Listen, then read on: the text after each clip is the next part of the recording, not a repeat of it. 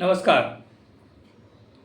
माझे चॅनेल राजकारण आणि समाजकारण यूट्यूब चॅनल माधव गायकवाड या चॅनेलला तुम्ही सर्वजण पाठिंबा देत आहात, नियमितपणे माझे व्हिडिओ पाहतात आणि म्हणून तुम्हा सर्वांचं मी मनःपूर्वक आभार मानतो. यापुढे देखील आपल्या राजकारण आणि समाजकारण यूट्यूब चॅनल माधव गायकवाड या चॅनलला आपण पाठिंबा द्या. इतरांना देखील माझे व्हिडिओ पाठवत चला व सबस्क्राईब करा व लाईक देखील करा अशी आपणास विनंती करतो. आजचा महत्त्वाचा विषय मी आपल्यासमोर घेऊन आलो आहे की कॉक्रोच जनता पार्टी या कॉक्रोच जनता पार्टीने 5 सप्टेंबर रोजी दिल्ली या ठिकाणी मोर्चाचं आयोजन केलेलं आहे आणि त्या संदर्भामध्ये आता बाकी पुढचा इतिहास कशा पद्धतीने घडतो आहे हे आपल्याला नजीकच्या काळामध्ये पाहण्यास ऐकण्यास मिळणार आहे. परंतु या ठिकाणी माझा आजचा महत्त्वाचा विषय असा आहे की कॉक्रोचनी म्हणजे झुरळांनी कॉक्रोचनी देशाला पोखरले नाही तर कॉक्रोचनी देशाला जागे केलेले आहे. कॉक्रोच जनता पार्टीच्या माध्यमातून आता जनता, लोक, विद्यार्थी, विद्यार्थिनी, झेन झी, अल्फा हे सारे घटक सरकारला प्रश्न विचारत आहेत.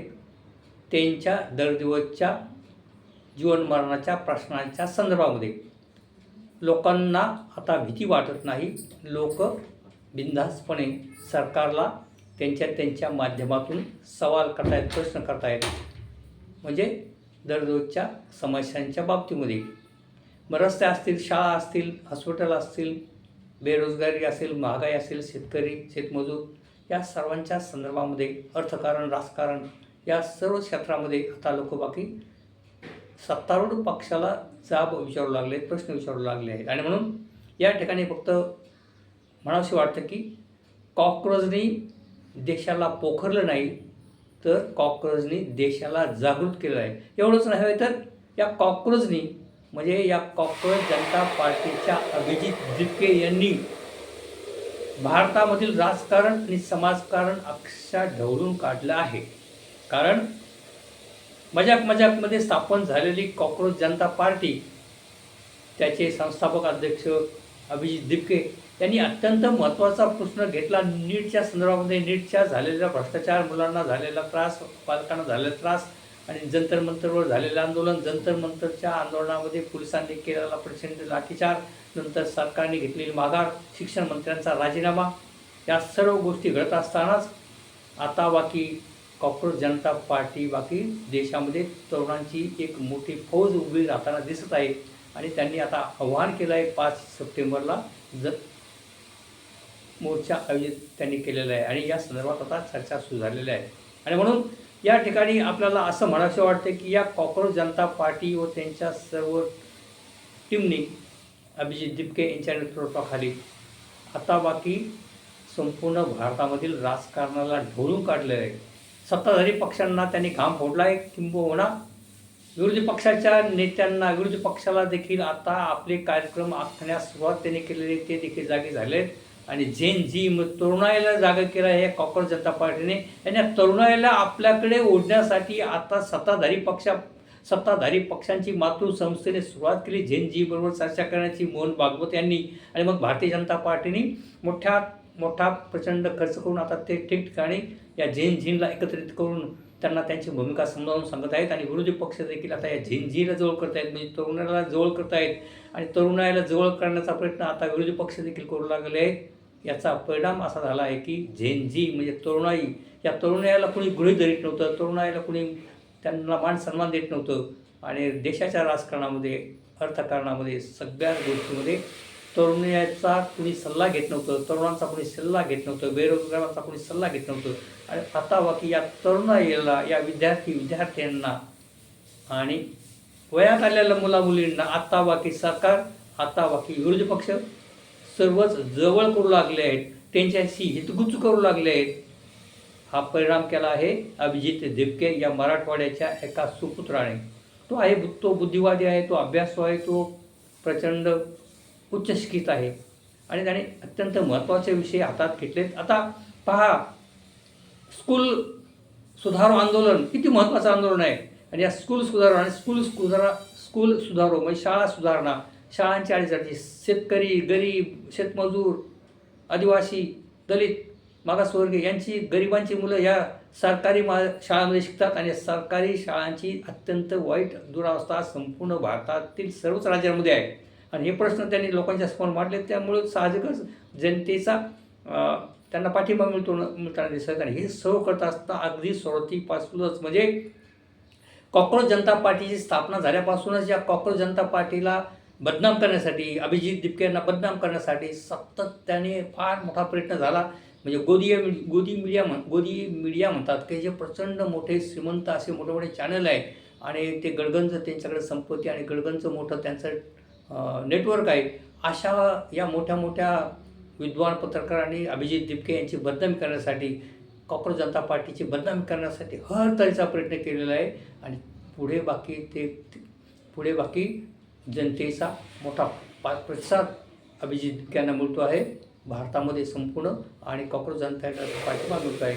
आणि मग त्या माध्यमातून सरकारची बरीच परवड झालेली आहे आणि सरकारने माघार घेतली. मंत्र्यांनी त्यांच्यावर म्हणजे अभिजित दिपके कॉक्रोच जनता पार्टीला देशद्रोही ठरवण्याचा प्रयत्न झाला. अभिजित दिपके यांना परदेशातून पैसा येतो याचा प्रयत्न झाला. अभिजित दिपके आणि म्हणजे त्याचे नाना तऱ्हेचे त्याचे आरोप करण्यात आले.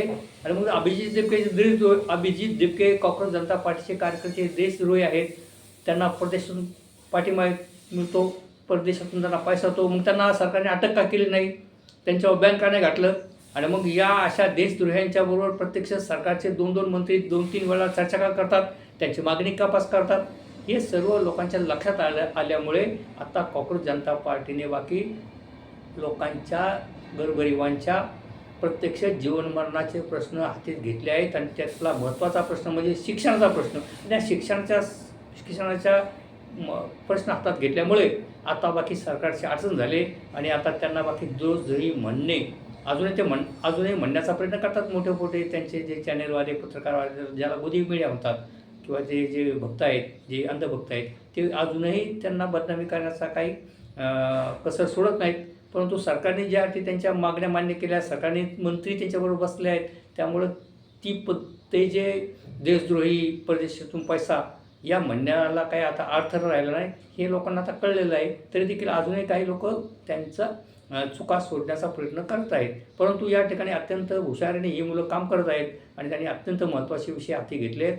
म्हणजे शिक्षणाच्या संदर्भामध्ये आणि या पुढील काळामध्ये मोठे मोठे प्रश्न घेऊन आता त्यांनी जंतर मंतरला जो मोर्चा जंतर मंतरच्या मोठ्या आंदोलनाच्या नंतर आता 5 सप्टेंबर 2026 रोजी जो मोर्चा आयोजित केला आहे, त्या मोर्चाची प्रमुख मागणी आहे की ज्या नेटच्या परीक्षेमध्ये 22-23 मुलांनी आत्महत्या केली, त्या प्रत्येक मुलांच्या आईवडिलांना 1 कोटी रुपये भरपाई द्या अशा पद्धतीची मागणी केली आहे. आणि ज्या अर्थी हे सरकार स्वतःच्या मंत्र्यांच्या बंगल्यावर, स्वतःच्या कार्यालयांवर, इतर ठिकाणी अब्जावधी रुपये जर खर्च करत असेल, तर या 22 विद्यार्थ्यांनी आत्महत्या केल्या. जे पुढे डॉक्टर होणार होते त्या मुलांनी आत्महत्या केल्या. त्यांच्या पालकांची काय अवस्था आहे, त्यांनी कर्ज काढलेलं आहे, त्यांनी लोन काढलेलं आहे आणि म्हणून त्यांना 1 कोटी रुपये सरकारने द्यावेत. आणि सरकार अजूनही ती सरकारने मागणी मान्य केली आहे, तर ती अजूनही सरकारने बाकी त्या पालकांना 1 कोटी रुपये दिले नाहीत. ही मागणी त्या मोर्चामध्ये होणार आहे. आणि त्या मोर्चाचं नेतृत्व देखील त्या आत्महत्या केलेल्या मुलांचे आईवडील करणार आहेत. दुसरं महत्त्वाचं की सरकारने त्या ठिकाणी, सरकारच्या मंत्र्यांनी त्या ठिकाणी मान्य केलं होतं की विद्यार्थ्यांवर जेवढे काही जेवढे काही गुन्हे दाखल झाले ते सगळे मागे घेण्यात आहेत. परंतु अजून सरकार ते सर्वच गुन्हे मागे घेण्यासाठी थोडं टाळाटाळ करीत आहे. हा देखील विषय घेऊन हे अभिजित दिपके यांच्या नेतृत्वाखाली दिल्लीमध्ये कॉक्रोच जनता पार्टीचा मोठा मोर्चा होणार आहे आणि त्याला मोठा पाठिंबा मिळताना आपल्याला दिसत आहे. तेव्हा या ठिकाणी आपल्याला एवढंच म्हणायचं वाटतं की या कॉक्रोच जनता पार्टीने देश पोखरला नाही, तर या देशाच्या लोकांना जागृत केलं आहे. लोक आता प्रश्न विचारू लागलेत आणि सारं राजकारण आणि समाजकारण या कॉक्रोच जनता पार्टीने ढवळून काढलं आहे. आणि आता बाकी सर्व सत्ताधारी पक्ष असतील किंवा विरोधी पक्ष असतील किंवा विविध संघटना असतील, यांना बाकी कॉक्रोच जनता पार्टी किंवा अभिजित दिपके यांचा विचार करणं भागच आहे. किंवा तशा त्यांच्या विचारामुळे अभिजित दीपके यांनी केलेल्या एका क्रांतिकारक या लढ्यामुळे आता बाकी सर्वांना सत्ताधाऱ्यांना आणि विरोधी पक्षांना देखील कॉक्रोच जनता पार्टीचं म्हणणं मान्य करावं लागतं आहे आणि त्यांनी आता बाकी विद्यार्थ्यांना तरुणाईस जवळ करण्याचा प्रयत्न ते सर्व जर करत आहेत याचं श्रेय जातं आहे अभिजित दीपके यास. आणि म्हणून अशा पद्धतीचे व्हिडिओ घेऊन मी आपल्यासमोर येत असतो. तरी तुम्ही कृपया माझ्या या व्हिडिओला लाईक करा, इतरांना देखील हा व्हिडिओ पाठवा. आणि तुम्ही पहिल्यांदाच माझा व्हिडिओ पाहत असाल तर माझ्या राजकारण आणि समाजकारण यूट्यूब चॅनल माधव गायकवाड या चॅनल आपण सबस्क्राईब करा ही विनंती. धन्यवाद.